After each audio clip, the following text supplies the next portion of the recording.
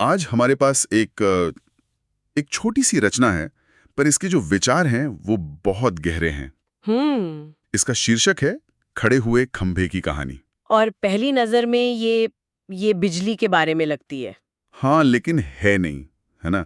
मतलब सिर्फ बिजली के बारे में नहीं है। आमतौर पर बिजली की बात आते ही हमारे दिमाग में पावर ग्रिड, वोल्टेज, ऐसी तकनीकी चीजें आती हैं। सही। पर यह रचना उस सब से हटकर है।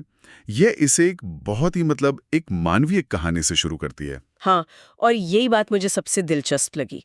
ये एक बिजली के खंभे को खड़ा करने की एक साधारण सी घटना से शुरू होती है और हमें आविष्कार की दुनिया, ऊर्जा के मतलब और यहाँ तक कि जीवन के दर्शन तक ले जाती है। वाकई।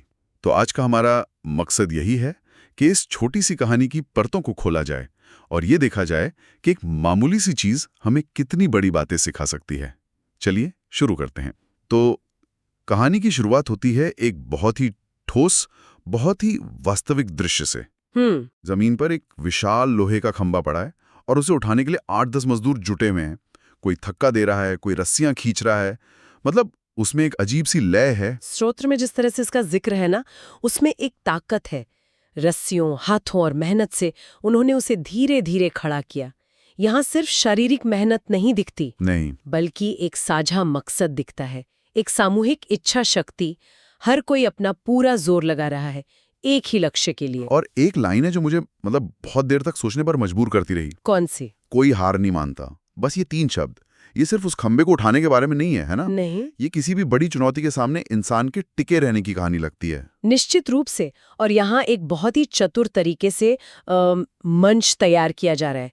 कहानी बिजली के बारे में है। हाँ। एक ऐसी शक्ति जो अदृश्य है, जिसे हम देख नहीं सकते, लेकिन उसकी शुरुआत होती है इंसानी पसीने से, जिसे हम साफ साफ देख और महसूस कर सकते हैं। अच्छा। तो ये हमें तुरंत याद दिलाता है कि हर तकनीक, हर सुविधा के पीछे ऐसा एक अदृश्य श्रम छिपा होता है। ये अदृश्य श्रम वाली बात वाकई आज के दौर में तो ये और भी ज्यादा सच लगती है। कैसे? हम अपने फोन पर एक बटन दबाते हैं और खाना आ जाता है, गाड़ी आ जाती है। उस एक क्लिक के पीछे कितने लोगों का खंबा खड़ा करने जैसा अदृश्य श्रम छिपा है, हम शायद ही कभी सोचते हैं। बिल्कुल यही। ये रचना हमें उसी अदृश्य श्रम को देखने के लिए मजबूर करती है। ये कहती है कि जब आप स्विच ऑन करें तो सिर्फ रोशनी को मत देखिए, उस पूरी प्रक्रिया को देखिए जिसकी वजह से वो रोशनी आप तक पहुंची है। मतलब ये तकनीक का मानवीकरण है। हाँ, उसे सिर्फ मशीनों की दुनिया से निकालकर इंसानों की दुनिया में वापस लाना है। और फिर जैसे ही वो खंबा जमीन पर सीधा खड़ा होता है, कहानी में एक मोड़ आता है। एक बहुत साधारण सी लाइन है, पर वो सब कुछ बदल देती है। लाइन है, वह खंबा सिर्फ लोहे का नहीं है, उसमें बिजली बहती है। और बस अचानक से एक बेजान चीज में जान आ जाती है। ये एक चीज के उसके असल रूप से उसके प्रतीक बनने का सफर है। एक पल पहले तक वो सिर्फ लोहा था, एक ढांचा। बस एक ढांचा। और अगले ही पल वो एक माध्यम बन गया, एक वाहक। उसकी पूरी पहचान बदल गई। ये देखकर मुझे पता नहीं क्यों शरीर की नसें याद आ गई। क्या ये वैसी ही बात है कि जैसे नसें सिर्फ त्वचा के नीचे की लकीरें नहीं, बल्कि जीवन देने वाले खून का रास्ता है? हाँ, वो एक अच्छा शुरुआती बिंदु है सोचने के लिए, लेकिन मैं इसे और एक कदम आगे ले जाऊंगी। नसें तो एक बंद सिस्टम के अंदर जीवन देती हैं, मतलब हमारा शरीर। ठीक है। पर ये खंभे और तार, ये तो पूरी सभ्यता का एक बाहरी नर्वस सिस्टम या तंत्रिका तंत्र बना रहे हैं। ये एक ऐसा नेटवर्क है जो सिर्फ घरों को नहीं, बल्कि शहरों को, विचारों को, अर्थव्यवस्था को, संस्कृति को एक साथ जोड़ता है। वाह। तो ये सिर्फ जीवन नहीं, बल्कि सामूहिक जीवन का प्रतीक है। बाहरी तंत्र का तंत्र, ये सोचने का एक बिल्कुल नया तरीका है। तो वो खंबा अब सिर्फ एक खंबा नहीं, बल्कि उस बड़े नेटवर्क का एक नोड, एक कनेक्शन पॉइंट बन गया है। ठीक कहा। हम रोज सैकड़ों खंबे देखते हैं, पर उन पर ध्यान नहीं देते। ये रचना हमें उन पर ध्यान देने के लिए कहती है, और ये समझने के लिए कि वे सिर्फ चीजें नहीं हैं, बल्कि वे उस ऊर्जा के रास्ते हैं जो हमारी पूरी दुनिया को चला रही है। और यहीं पर कहानी एक बहुत बड़ी छलांग लगाती है। ये बिजली की तुलना एक बहुत ही गहरे आध्यात्मिक शब्द से करती है। रचना कहती है, बिजली प्राण जैसी है। पहली बार पढ़ने में ये थोड़ा ज्यादा लग सकता है। प्राण तो जीवन शक्ति है। सही। क्या लेखक सच में एक तकनीकी चीज को इतना बड़ा दर्जा दे रहा है? और मेरे ख्याल से यही इस पूरी रचना का सबसे साहसिक और जरूरी बिंदु है। लेखक हमें चुनौती दे रहा है कि हम तकनीक को सिर्फ एक टूल या सुविधा की तरह देखना बंद करें। अच्छा। जब वो कहता है जैसे सांस हमें जिंदा रखती है वैसे ही बिजली दुनिया को चलाती है, तो वो एक बहुत गहरी बात कह रहा है। मतलब क्या है इसका? क्या वो ये कह रहा है कि हमारी आधुनिक सभ्यता एक तरह का एक जीवित शरीर है और बिजली उसकी सांस है? एक तरह से हाँ। देखिए, भारतीय दर्शन में प्राण का मतलब सिर्फ सांस लेना नहीं होता। ये वो सार्वभौमिक जीवन ऊर्जा है जो हर जीवित चीज में मौजूद है। जब रचना बिजली को प्राण कहती है तो वो उसे सिर्फ एक कमोडिटी से उठाकर एक जीवन शक्ति का दर्जा दे रही है। इसके बिना हमारे शहर, हमारे अस्पताल, हमारा संचार, सब कुछ एक पल में ठप हो जाएगा। जैसे सांस रुकने पर शरीर हो जाता है। बिल्कुल। अगर हम इस प्राण वाली तुलना को और आगे ले जाएं, तो इसका मतलब है कि हमारे शहर और हमारी तकनीक भी एक तरह के जीवित सिस्टम है। क्या उनका भी अपना एक मेटाबॉलिज्म, एक चयापचय है? ये एक बहुत ही आधुनिक विचार है जिसे कुछ वैज्ञानिक टेक्नोलॉजिकल मेटाबॉलिज्म कहते हैं। जैसे हमारा शरीर भोजन को ऊर्जा में बदलता है, वैसे ही हमारे शहर बिजली, पानी और डेटा जैसी चीजों को पचाकर काम करते हैं और कचरा पैदा करते हैं। अच्छा। इस नजरिए से देखें तो बिजली सिर्फ ऊर्जा नहीं बल्कि इस शहरी जीव का रक्त संचार है, उसका सर्कुलेटरी सिस्टम। ये रचना उसी वैज्ञानिक विचार को एक दार्शनिक और आध्यात्मिक भाषा दे रही है। तो ये प्राण या जीवन शक्ति अचानक से तो नहीं आ गई? ये किसी के दिमाग की उपज थी, किसी के सालों की मेहनत का नतीजा। और दिलचस्प बात यह है कि स्रोत हमें ठीक उसी मेहनत की कहानी की तरफ ले जाता है, लेकिन ये मेहनत मैदान की धूप में नहीं बल्कि एक प्रयोगशाला के अंधेरे में की गई थी। हम बात कर रहे हैं थॉमस एडिसन की। ये एक बहुत ही सुंदर और सोचा समझा बदलाव है। कहानी ने पहले हमें शारीरिक और सामूहिक श्रम दिखाया। हाँ। अब वो हमें मानसिक और अकेले किए जाने वाले बौद्धिक श्रम की ओर ले जा रही है। जब मैंने ये हिस्सा पढ़ा कि कैसे मजदूर हार नहीं मान रहे थे और फिर आगे एडिसन के बारे में पढ़ा जो कई बार असफल हुए पर रुके नहीं, तो मेरे दिमाग में अचानक एक कनेक्शन बना। स्रोत ने इन दोनों को एक साथ रखकर कुछ बहुत गहरा कहा है ना? बिल्कुल। ये सिर्फ दो अलग अलग कहानियां नहीं है। ये एक शानदार संयोजन है। एक तरफ वो मजदूर हैं जो एक भारी भौतिक चीज को उठाने के लिए प्रकृति के गुरुत्वाकर्षण से लड़ रहे हैं, और दूसरी तरफ एडिसन है जो अंधेरे के खिलाफ, अज्ञान के खिलाफ एक वैचारिक लड़ाई लड़ रहे हैं। दोनों का दुश्मन अलग है पर जिद एक जैसी है। और रचना में बताया गया है कि 1879 में उनका बल्ब जल उठा। हम ये बात मतलब इतनी आसानी से कह देते हैं, पर इसके पीछे का संघर्ष कितना बड़ा होगा? बहुत बड़ा। और यहाँ संघर्ष सिर्फ विचार का नहीं था बल्कि सही चीज ढूंढने का था। ये जानना कि एक फिलामेंट को गर्म करने पर रोशनी पैदा होगी एक बात थी, लेकिन ऐसा फिलामेंट ढूंढना जो कुछ सेकंड से ज्यादा जल सके, वो असली चुनौती थी। हजारों चीजें आजमाई गईं, प्लैटिनम, कपास का धागा, यहाँ तक कि एक दोस्त की दाढ़ी का बाल भी। और आखिरकार उन्हें जवाब मिला एक बहुत ही साधारण चीज में, कार्बनाइज्ड बांस का एक रेशा। हाँ, जिसने बल्ब को घंटों तक जलाए रखा। तो एक तरफ बांस का रेशा और दूसरी तरफ लोहे का खंबा।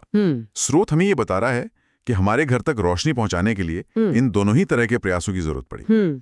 एडिसन का आविष्कार बिना उन खंभों और तारों के हमारे घरों तक नहीं पहुंच सकता था, और वे खंभे बिना उस आविष्कार के सिर्फ लोहे के टुकड़े होते। आपने बिल्कुल सही पकड़ा, एक के बिना दूसरा अधूरा है। अक्सर हम समाज में आविष्कारकों या वैज्ञानिकों को नायक बना देते हैं, हाँ, हीरो बना देते हैं, और उस जमीनी मेहनत को भूल जाते हैं जो उन आविष्कारों को हकीकत में बदलती है। ये रचना दोनों को बराबर का सम्मान देती है। ये कहती है कि प्रगति के लिए विचार और क्रिया दोनों समान रूप से जरूरी हैं। ये बहुत जरूरी बात है। और इसके बाद रचना हमें एक झटके से वर्तमान में वापस ले आती है। ये कहती है, अब साल है 2026, वही रोशनी खंभों और तारों से हमारे घर आती है। ये एक लाइन एडिसन की प्रयोगशाला से लेकर उन मजदूरों के मैदान तक और वहां से सीधे हमारे घर के स्विच तक एक सीधी लकीर खींच देती है। ये इतिहास को वर्तमान से जोड़ने का एक बहुत ही प्रभावी तरीका है। ये हमें एहसास दिलाता है कि हम एक बहुत लंबी कहानी का हिस्सा हैं। सही। जब हम स्विच ऑन करते हैं तो हम सिर्फ एक सर्किट पूरा नहीं कर रहे होते, बल्कि हम एडिसन के संघर्ष और उन अनगिनत मजदूरों की मेहनत के फल का अनुभव कर रहे होते हैं।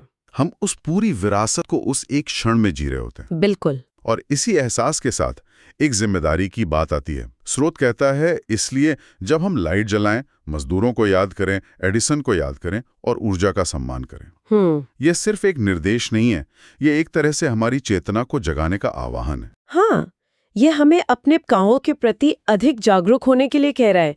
ये कह रहा है कि इन चीजों को टेकन फॉर ग्रांटेड ना लें। हर सुविधा के पीछे एक कीमत चुकाई गई है, मेहनत की, समय की, लगन की। और इसी जागरूकता के साथ अगली सलाह आती है, जो हम सब ने मतलब हजारों बार सुनी होगी, काम ना हो तो लाइट बंद करें। हाँ, बिल्कुल। लेकिन इस कहानी को पढ़ने के बाद इस लाइन का मतलब मेरे लिए पूरी तरह से बदल गया है। कैसे?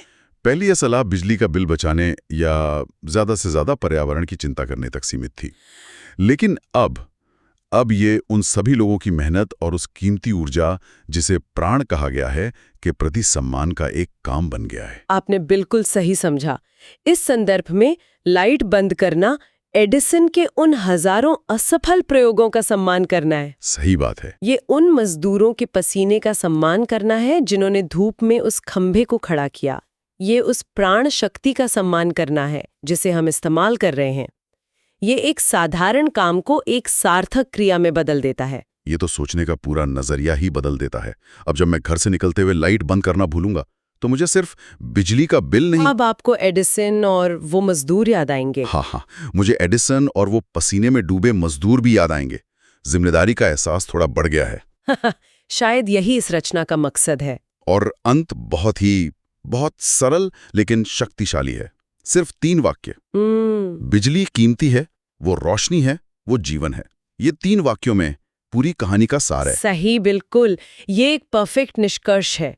पहला वाक्य, बिजली कीमती है, हमें उस मेहनत और इतिहास की याद दिलाता है जिसकी हमने बात की। हाँ, यह उसकी आर्थिक कीमत से ज्यादा उसकी ऐतिहासिक और मानवीय कीमत की बात है।